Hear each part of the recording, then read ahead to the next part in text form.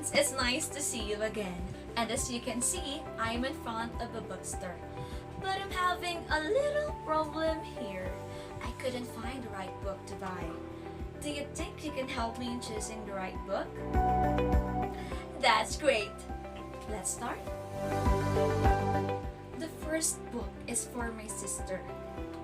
She asked me to buy a book, but the problem is I couldn't remember the title of the book. But I do remember a line from the book. Do you think you can help me guess the title of the book using this line?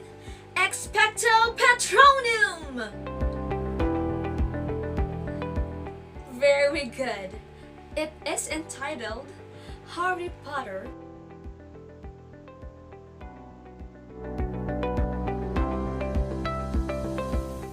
The second book would be for my brother. He wants to travel around the Philippines and he wants me to buy him a book that will describe the different travel destinations in the Philippines. Now, what do you think is the appropriate book for him? That's a great idea! A travel magazine will definitely describe the different travel destinations in the Philippines. It's just between us, but my birthday is approaching and I want to cook new dishes. What do you think is the right book for me to buy? Excellent! A cookbook will definitely solve my problem. Thank you! My mother is interested now in planting medicinal plants, so she asked me to buy her a book. What do you think is the kind of book I am looking for? That's great! A medicinal book or a medical book is definitely the right book. This will be the last book to look for. Can you guess the book where we can find this text?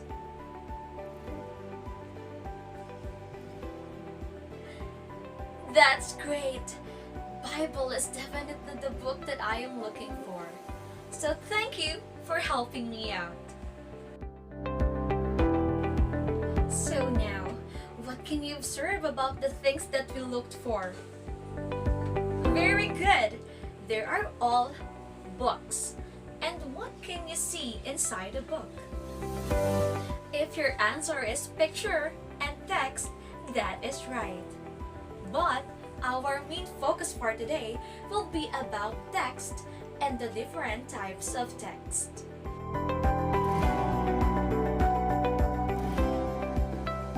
So let's define first what is a text. A text is a piece of writing that we read or create. Now, the question is, where can we usually see a text? That's right. In a book, in a billboard, even in the street, and even in this presentation right now. Text is almost everywhere.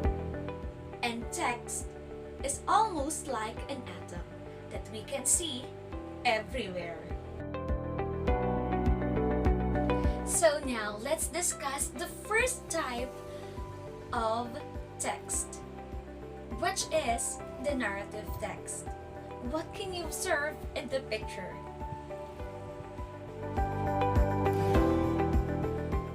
Yes, you are definitely right. They are all characters and stories. Because narrative text is a kind of text which tells a story and entertains the reader or listener. Another example of a narrative text is the story entitled The Frog King. Let's go now to the second type of text. This text came from a book entitled Twilight. Now, what can you say about the text? Very good. This text is describing someone. So Bella, who is a protagonist from the story, describes Edward Cullen, who is another protagonist in the story. And that is the second type of text, which is the descriptive text. Descriptive text is a kind of text that is describing someone. It can be a place, a person, or anything. As long as it describes, it is under a descriptive text. Here are some examples of a descriptive words that you can use in writing descriptive text. So let's go now to the third type of text. What can you observe in the picture? Why do you think the plumber is reading a book? Yes, definitely, because there is a broken pipe, and that book that he is holding contains an instruction in fixing the broken pipe. And that is the third type of text. Instruction text is a kind of text that we write to explain how to make things or do something. So we want the reader to be able to follow the instructions and do the task on their own. Another example of an instruction text is the following: how to make cookies. And here are some of the words that you can use in writing instruction text.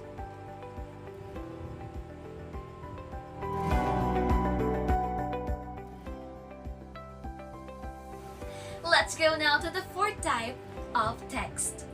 What can you say about the picture?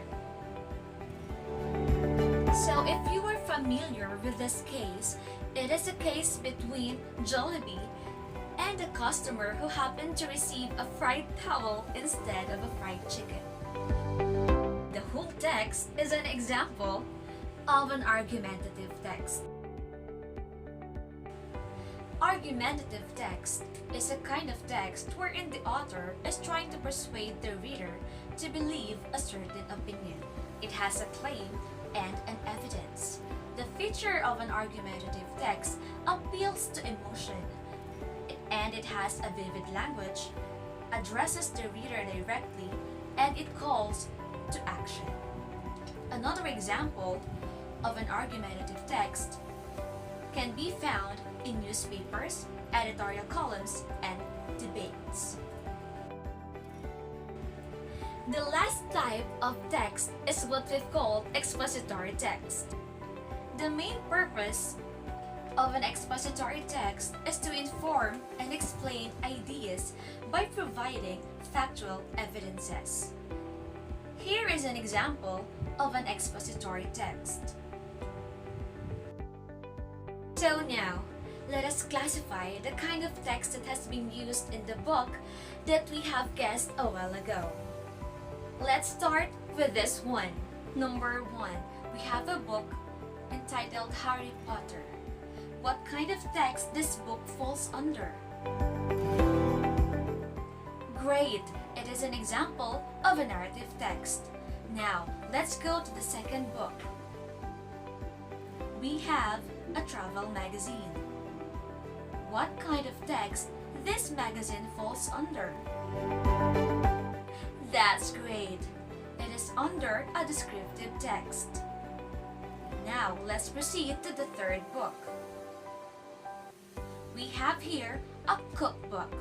So what kind of text this book falls under? You were right. It is under instructional text. Let's go now to the fourth text. We have the medical book. So what kind of text does the author use here? Nice work! It is under an expository text. And last but not the least, we have the Bible. So in the text that I presented, it is an example of Very good. An argumentative text. You did a very good job in identifying the text. Now, to sum it up, let's review the 5 types of text that we discussed. So first we have, very good, the narrative text. The second type is about, okay, that is right, we have descriptive text. The third one is instruction text. And the fourth one will be, great, an argumentative text. And the last one is expository text. You got it all right. Now, for your activity, I want you to complete the table by giving examples of the different texts that we discussed. And for your last activity, you are going to write your own text. You may choose one among the 5 texts that we discussed. And here is the rubric that will be used in grading your work.